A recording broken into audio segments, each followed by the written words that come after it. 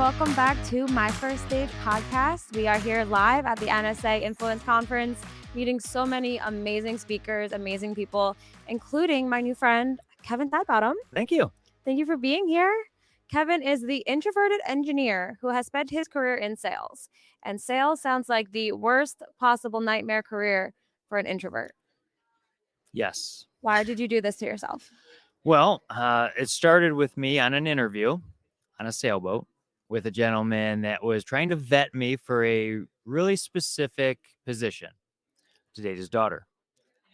And so Did it we're pay having, well? yeah, it worked. It worked out. So we're having this discussion. Great day. He's teaching me all about sailboats because I know nothing about sailboats. And so we're out there. He's also an ex-Navy SEAL. Oh, So part of the reason not terrifying.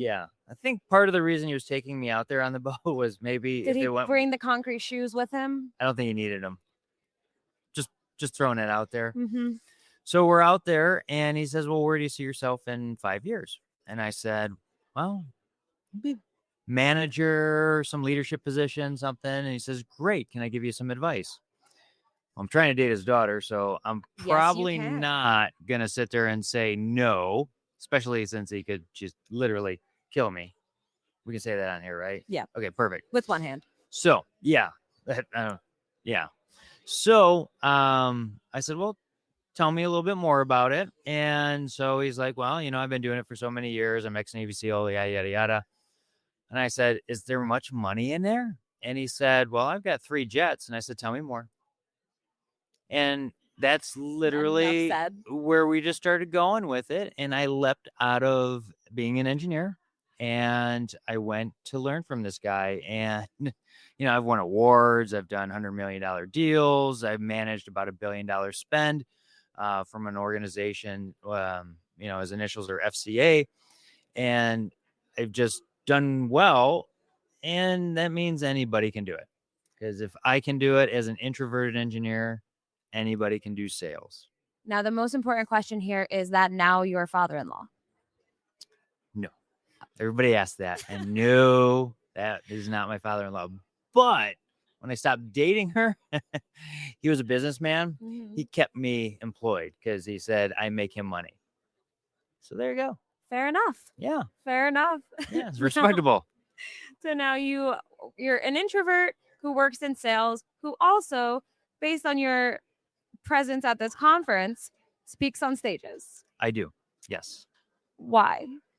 So I've spent 2 decades in sales, and there's one ingredient in sales that actually works in leadership, and it's called influence, mm-hmm. which is kind of funny because that's what it's titled here, right? Influence. And the more influence you have, the more you sell, and the more influence you have, the more people follow you. And I've been in different kind of positions where I've had all this influence and people would help me and go do everything. And you know what? It's just something that I said, I think anybody can do this, but everybody's scared to do it. And so here I am just speaking on stages to help people understand it's not that difficult. Because again, if I can do it, anybody can do it. And let me show you the path and the process. Because that's all it really is following the same process over and over again. And that's what you learn at this conference and just about anywhere you go, is those that succeed follow the process. Now, what was your process for getting past, being an introvert? It can't be natural for you to get up on stage and talk in front of people. No. What was your process for getting past that and working past the stage fright, the fear, all of it, so that you could become that speaker that you are now? So obviously there's going to be a little bit of fear being in front of anybody. It's the worst fear. It's people fear public speaking over death, which mm-hmm. is ironic. But for me, I took it and channeled my sales stuff. And I mean, I can do all this stuff. And I'll go and speak on stage and I'll, do sales calls. I'll, negotiate deals, look over the lawyer papers, all that stuff, legal documents. And at the end of the day, being an introvert is just where you get your energy, or extrovert. Some people get their energy from groups of people, like my best friend, Mimi Brown. She's fantastic. Me, I go get my energy when I get out of here, and I go to the gym, work out, and just kind of think things through. And so you can do anything you want. You just got to be able to go and recover afterwards. So I just do it. And it's not just, I mean, the pay is pretty nice, but to be able to go out there and just do it to add value to people, that's what it's about. So if I got to do something that takes me out of my comfort zone, let's do it. I love that. Now, what was the experience like? The show is called My First Stage. What was the experience like for you the first time you did step on stage? Because I'm sure it's taken a while for you to get comfortable. Yes. The first time, you never see a comedian do his first bit on the main stage. They do it in the nightclubs. Yep. So Open I went mics. out and did it with rotaries, and I talked to different organizations. And the organization I worked for, I was helping engineers do this. And so I did all my reps, and I would watch the video. So I was prepared. And when I first got out onto the stage for somebody who paid me money, which was kind of nice, I hit it as best I could, but I had the video to review to do it again. But, it's just taking that step. You're going to suck at the first time you do anything. Yes. I mean, I fell off my bike multiple times. I got the scars all over my shins, but I got back up and did it. And so if you can think through that of, hey, you're not going to be as good as you do it the first time as your 1,000th time. So if you can just keep doing it, you're going to get better. And so I just take it in that I'm not going to be perfect. I'm going to cringe when I watch the video, and I'm just going to go do it. I give you credit though for watching the video. No. I don't think I can do that. Well, think about this. The football teams, the professional football players, they watch game film. Yeah. They watch what they made mistakes so they can get better. Yeah. How are you going to get better if you don't watch yourself? I think I've just decided that I'm just won't. Because the thought of watching myself speak from stage feels like punishment or bullying. No, it's like, okay, and you can frame it two different ways. You can frame it as that, or you can frame it as what's one or two things I can tweak to get better. Yeah. And if you look at like Tom Brady or Peyton Manning, they're always going, how can I advance? What's that one thing I can do a little bit better next time to land that joke? And hey, those guys can do it. I can do it.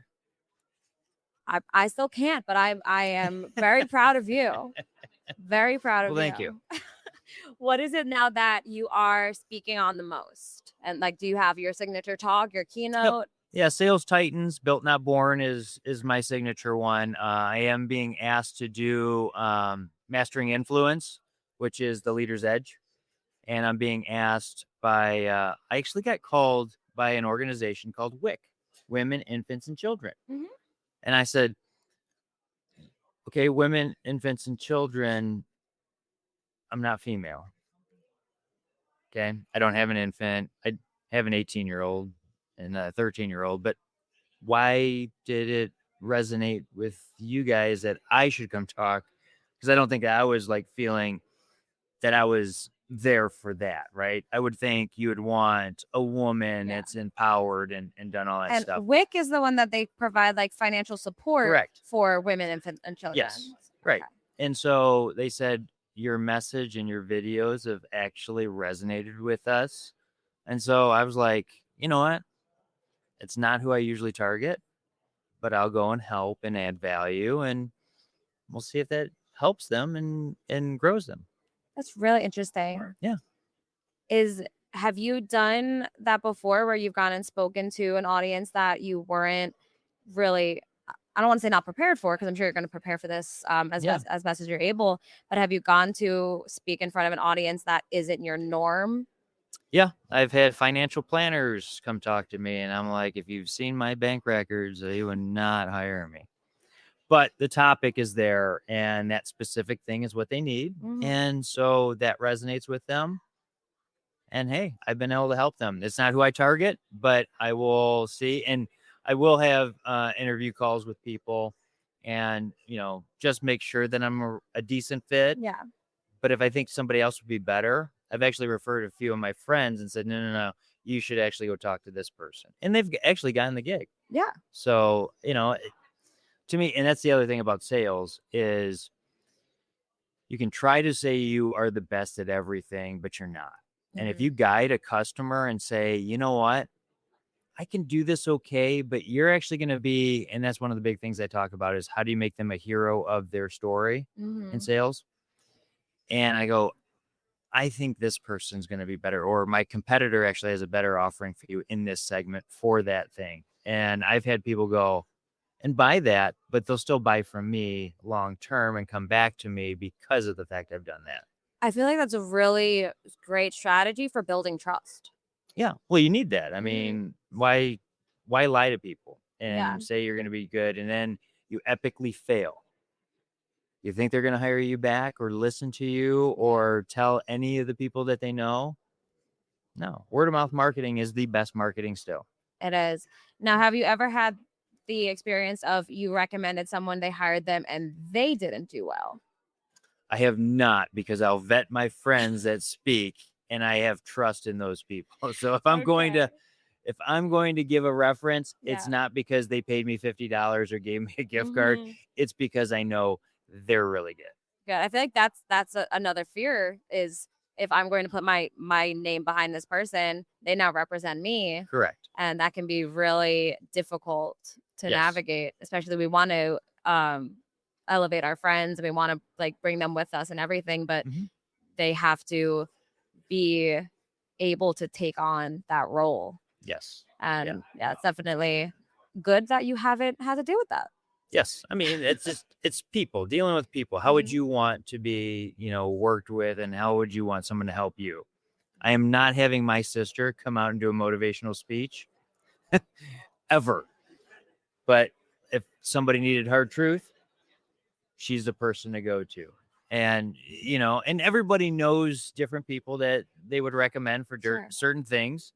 And they're just not going to willy-nilly. But, if we help enough people get what they want, will come back to us, right? And that's, I forget who was it, Les Brown or one of those great speakers. That's what they said, and I said, you know what? That's what I want to live by. I think it was my great grandfather. He had a saying that was, when you lay your breads upon the waters, they come back to you in sandwiches. Yeah. Which is a bizarre saying, and I do not think it's real, but I always think of it. And it's that idea that if you give more, it'll come back to you. And I'm glad that you're able to be an embodiment of that. Thank you. And what you've been doing. And let's just put it out there. I love sandwiches. Who doesn't? You don't have a body like this without having sandwich love. So I was built by tacos. Yeah. But tacos.